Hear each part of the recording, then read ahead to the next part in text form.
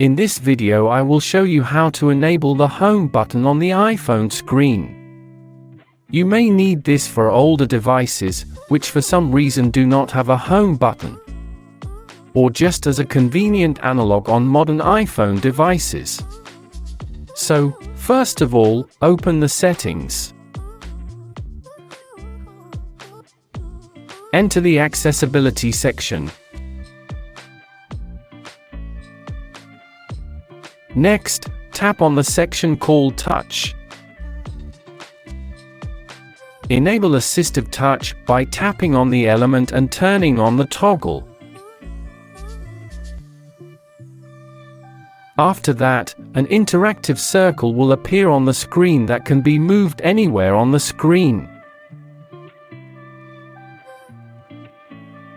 By the way, subscribe to our channel to see more helpful videos.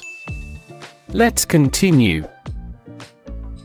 Tap on it and a panel will appear with a virtual home button on it. If you tap the home button twice, the screen of recently opened applications opens. If you tap once, the home screen opens. Thank you for watching.